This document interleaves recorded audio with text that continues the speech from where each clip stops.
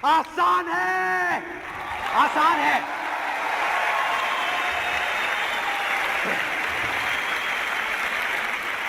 Welcome back guys. पिछले lesson में हमने पढ़ा था एट्रीब्यूट्स एंड स्टाइल्स के बारे में। कितने एट्रीब्यूट्स होते हैं, इंपॉर्टेंट कौन से होते हैं, बेसिक से हमने पढ़े थे, बेसिक से एट्रीब्यूट्स के बारे में और स्टाइल के बारे में हमने समझा था। ठीक है, आइए इस लेक्चर में हम समझते हैं HTML फॉर्मेटिंग एंड कमेंट्स के बारे में। ठीक है, कि HTML फॉर्मेटिंग क्या होता है और कमेंट्स क्या होते हैं।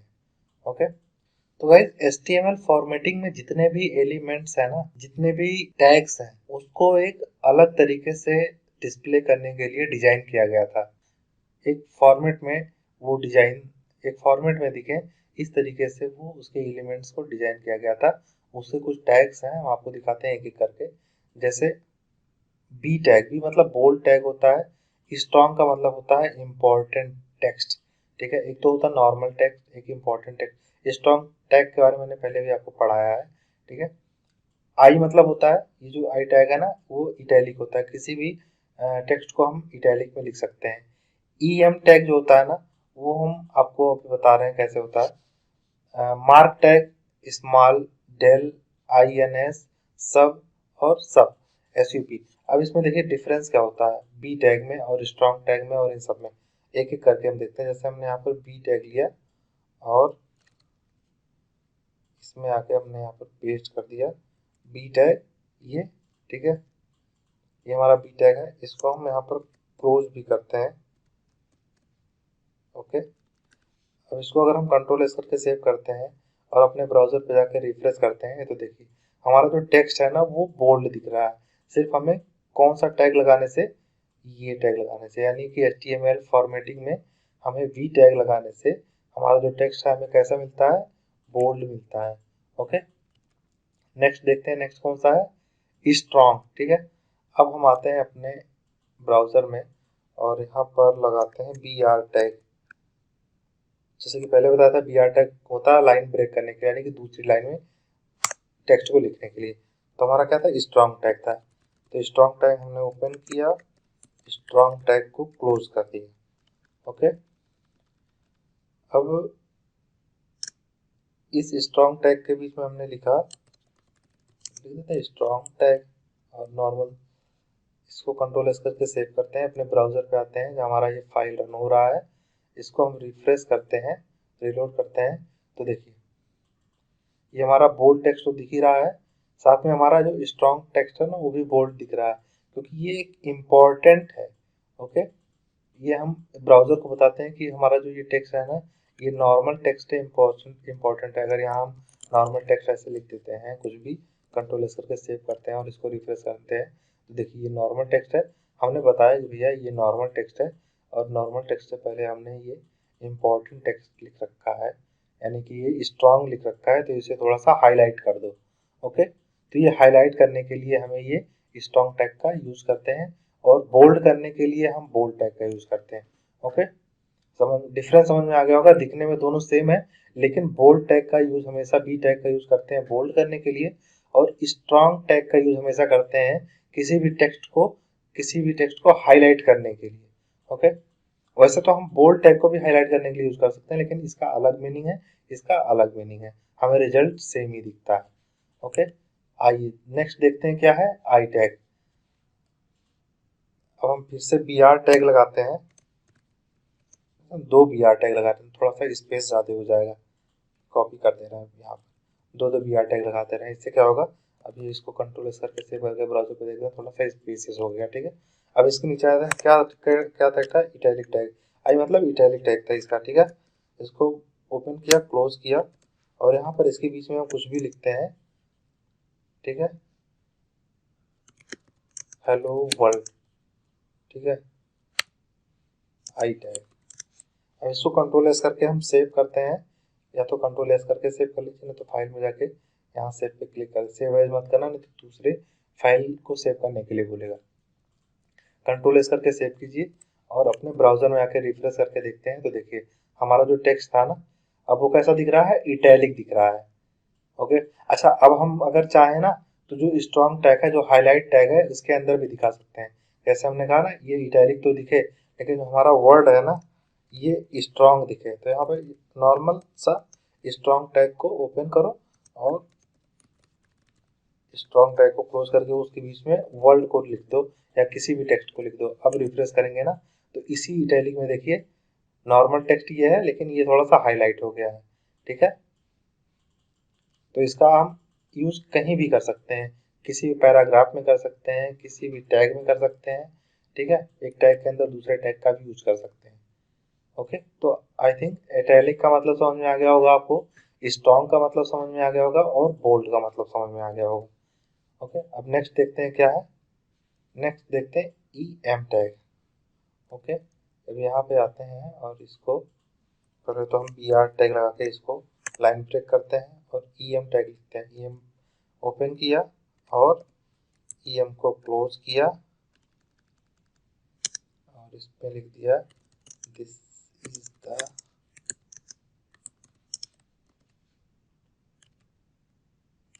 अब इसको अगर हम कंट्रोल एस करके सेव करके इसको ब्राउजर पे चेक करते हैं। अब देखिए गाइस, जो ई एम टैग है ना इसे हम बोलते हैं एम्फेसिस टैग।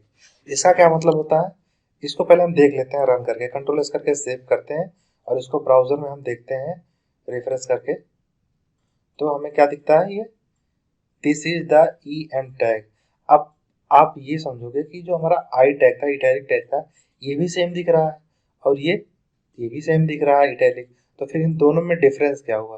तो गाइस डिफरेंस है, जैसे हमने बोल्ड टेक्स्ट और स्ट्रॉन्ग टेक्स्ट में डिफरेंस किया था ना, कि स्ट्रॉन्ग टेक्स्ट जो है हाईलाइट करने के लिए स्पेशली होता है और जो बोल्ड टेक्स्ट होता है वो किसी भी टेक्स्ट को बोल्ड करने के लिए होता है। ठीक है, अब दिखने में दोनों सेम है लेकिन इसके अलग अलग मीनिंग्स है। उसी तरह से हमारा एम्फेसिस टैग यानी ई एम टैग जो है और इटैलिक टैग जो है, ये दोनों में दिखने में तो सेम है लेकिन इसके मीनिंग्स अलग है। इटैलिक टैग एक स्टाइल हो गया, ठीक है, कि हमें किस तरह दिखाना है, इटैलिक में दिखाना है। लेकिन जब हम ई एम टैग का यूज करते हैं ना तो उसका एक मीनिंग होता है, किसी भी टेक्स्ट का एक उसका इम्पोर्टेंट मीनिंग होता है। यानी कि इसको हम इम्फेसिस मतलब होता है जोर देना किसी चीज पे, यानी कि फोर्स, उस टेक्स्ट पर एक फोर्स देके उसके मीनिंग को समझाना। ठीक है, उस पर एक मीनिंग बताना कि हाँ इस लाइन में इस चीज का कुछ मतलब है।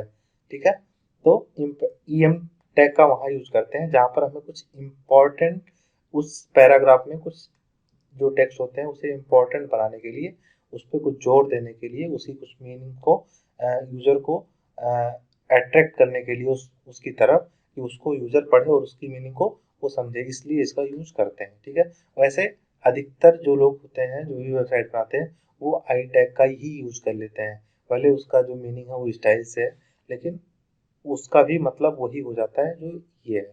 ठीक है, लेकिन ब्राउजर को जो समझ में आता है वो आई का मतलब समझ में आता है, उसका स्टाइल है, और ई एम का इम्फेसिस का मतलब समझ में आता है कि वह किसी इंपॉर्टेंट मीनिंग के ऊपर बात कर रहा है।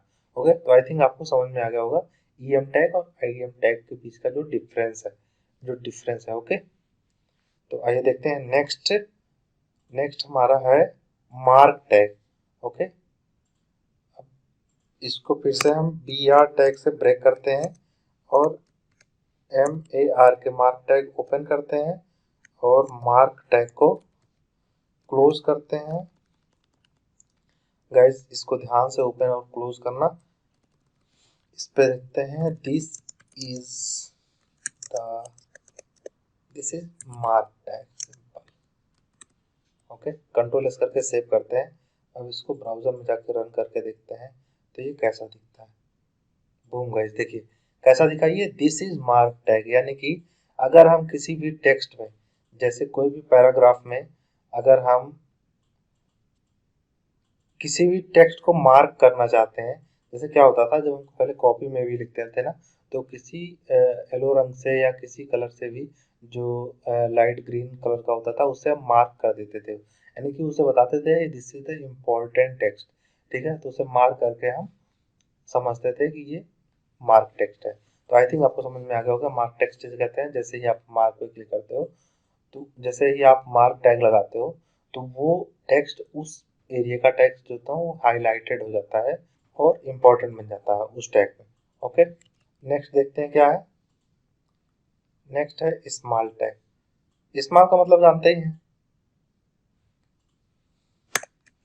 इसमें हम आते हैं बी आर टैग लगाते हैं और स्मॉल टैग ओपन किया, स्मॉल टैग क्लोज किया।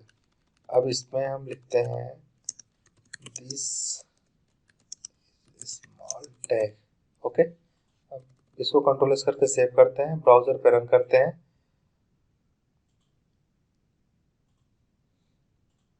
तो देखिए अब इसको हम जैसे ही रिफ्रेश करेंगे, रीलोड करेंगे, ये हमारा जो टेक्स्ट है ना, ये नॉर्मल टेक्स्ट जो हमारा दिख रहा है, स्मॉल टैग लगाने से ही हमेशा स्मॉल ही दिखेगा, ये बड़ा दिख ही नहीं सकता।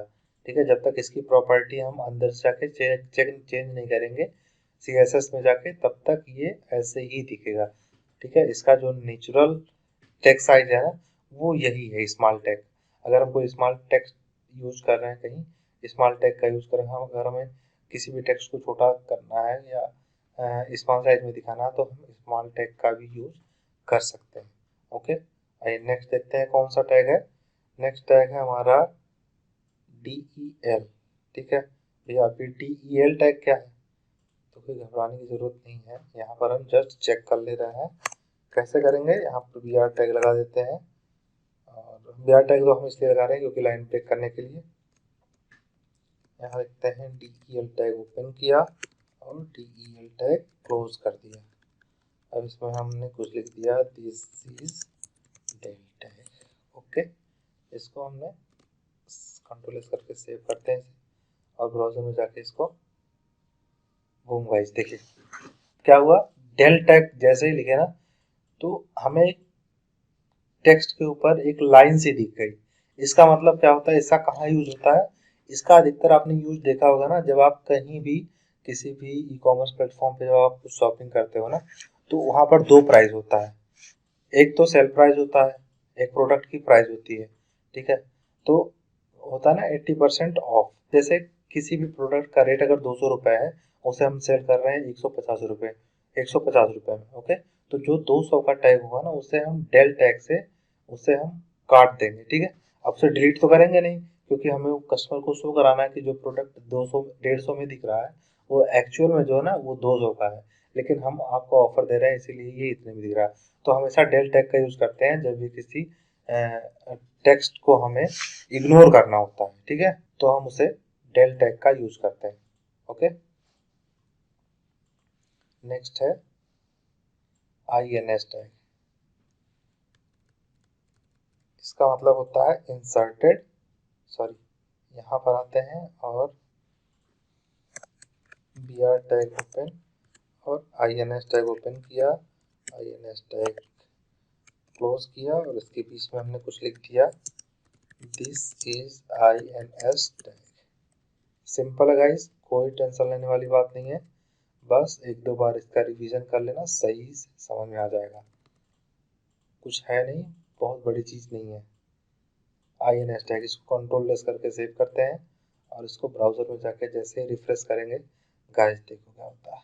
तो गाइस जब भी हम किसी टेक्स्ट के अंदर अंडरलाइन लिख रहे होते हैं ना, तो हम INS टैग का यूज करते हैं। वैसे अंडरलाइन टैग के लिए हम U टैग का भी यूज कर सकते हैं, लेकिन INS टैग का भी यूज करके उसके टेक्स्ट के डेकोरेशन को हम, ठीक है, अंडरलाइन कर सकते हैं। इसको चेंज भी किया सकता है टेक्स्ट डेकोरेशन में, स्टाइल में जाके जब इसकी प्रॉपर्टी होती है, जब इसकी प्रॉपर्टी के बारे में हम लोग पढ़ेंगे, तो वहाँ पर डिटेल में जानेंगे कि जो इसका टेक्स्ट डेकोरेशन होता है ना, वो कैसा होना चाहिए, नन होना चाहिए या अंडरलाइन होना चाहिए या कुछ भी और होना चाहिए। ओके, या डॉटेड होना चाहिए। ठीक है, तो वहाँ पढ़ेंगे।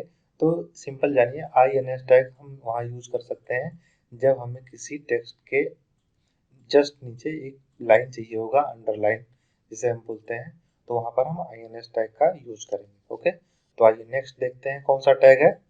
गाइस इसका यूज तो आपने MS वर्ड में भी किया होगा। ठीक है, सबस्क्रिप्ट का यूज आपको ध्यान होगा कि आपने इसका यूज MS वर्ड में किया है या एक्सेल में किया होगा। ओके, तो जैसे हमने यहाँ पे लिखा ना, सब टैग ओपन किया और इसको क्लोज कर दिया, सबस्क्रिप्ट होता है ना ये, दिस इज टेक्स्ट। गाइस अब इसका आउटपुट देखते हैं, कंट्रोल एस करके सेव करते हैं, ब्राउजर में जाकर रिफ्रेश करते हैं। तो गाइस देखिए क्या हो गया, दिस इज द, अच्छा इसको हम ऐसे कर सकते हैं, जैसे कोई पैराग्राफ लिए, पी टैग में लिखते हैं, ठीक है। पी टैग में लिखते हैं, पी टैग ओपन किया, क्लोज कर दिया, इसके अंदर सब टैग में हमने लिखा ये। अच्छा, पी टैग में भी कुछ लिख लेते हैं, ठीक है, दिस इज पी टैग, ठीक है। अब इसको अगर हम कंट्रोल एस करके सेव करते हैं और ब्राउजर में देखते हैं तो देखिए अब हमारा जो ये था ना दिस इज पी टैग, इसके जस्ट नीचे क्या आ गया, दिस इज सब टेक्स्ट, यानी कि इस टेक्स्ट का एक ये भाग है, ठीक है, जो इसके जस्ट नीचे अगर हमें लिखना होता है तो हम यहाँ पर लिख देते हैं SUB टेक्स्ट में, ठीक है। समझ में आ गया होगा।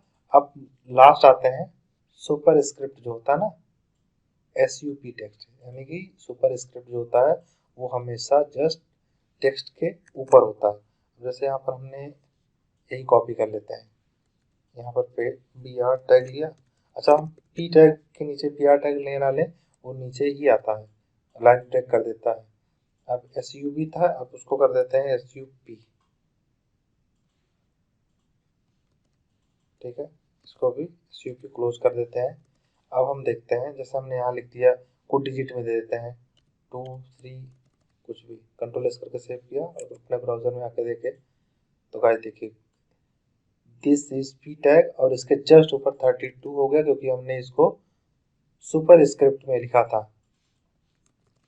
ओके, तो जैसे सुपर स्क्रिप्ट में हम कब लिखते हैं, जैसे हमें लिखना होता है ना थर्ड लिखना है या सेकंड या फर्स्ट लिखना है, तो यहाँ पर 1 लिख दिया और SUP टेक्स्ट के अंदर ST लिख दिया। अब इसको कंट्रोल एस करके सेव करके ब्राउजर में चेक करते हैं ना, तो देखिएगा ये हमारा जो फर्स्ट है ना यहाँ पर आ गया। ओके, अब अगर ऐसे हम नॉर्मल में फर्स्ट लिखेंगे तो नॉर्मल में अगर हमने ऐसे लिखा 1ST तो इसका जो अलाइन है सिमिलर है, 1 के बाद जस्ट ST है, ठीक है। लेकिन यही चीज अगर हम SUP के अंदर लिखते हैं, कॉपी किया यहाँ से और यहाँ ST के वन के पास पेस्ट करके इसको किया, तो गाइस देखिए इससे समझ में आ रहा है ये फर्स्ट है, ठीक है। वैसे 1ST लग रहा था नॉर्मल टेक्स्ट में। ओके, तो आई होप आपको ये समझ में आ गया होगा HTML फॉर्मेटिंग के बारे में, कि HTML फॉर्मेटिंग में जितने टेक्स्ट हैं, ठीक है, वो अलग अलग तरीके से इसीलिए डिजाइन किए गए हैं पहले से, ब्राउजर को डिस्प्ले करने के लिए अलग अलग तरीके से। ओके, तो आई होप आपको फॉर्मेटिंग के बारे में समझ में आ गया होगा। अब देखते हैं कमेंट के बारे में।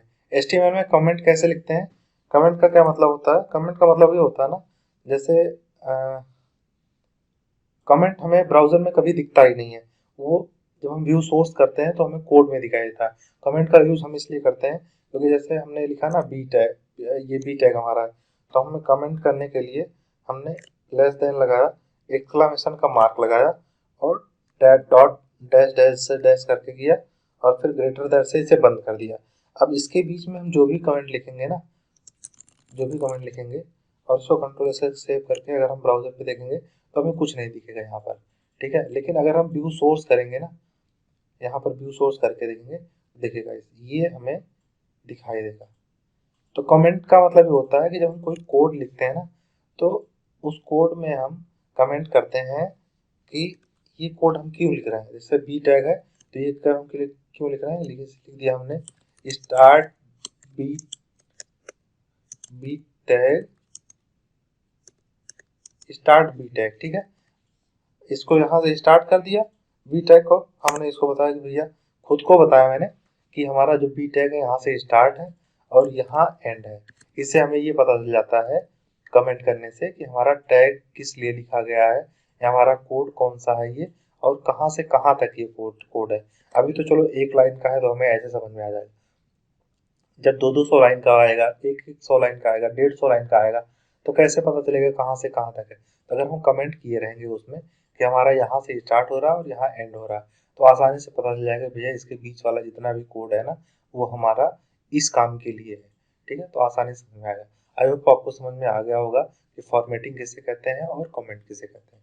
अगर वीडियो अच्छी लगी हो तो प्लीज़ कमेंट करके हमें बताएं। अगर आपको समझ में आ गया हो, नहीं आया हो, तो भी आप हमें कमेंट करके हमसे पूछ सकते हैं, उसका रिप्लाई हम आपको कमेंट बॉक्स में जरूर दे देंगे। अगर आप नए हैं इस चैनल पर तो कृपया इस चैनल को सब्सक्राइब कर लें और बेल आइकन भी प्रेस कर दें ताकि आने वाले वीडियोस के नोटिफिकेशन आपको मिलते रहे। और गाइज एक चीज़ और, अपने दोस्तों में इसे शेयर करना वीडियो को मत भूलें। मिलते हैं नेक्स्ट वीडियो में, तब तक के लिए टेक केयर, गुड बाय।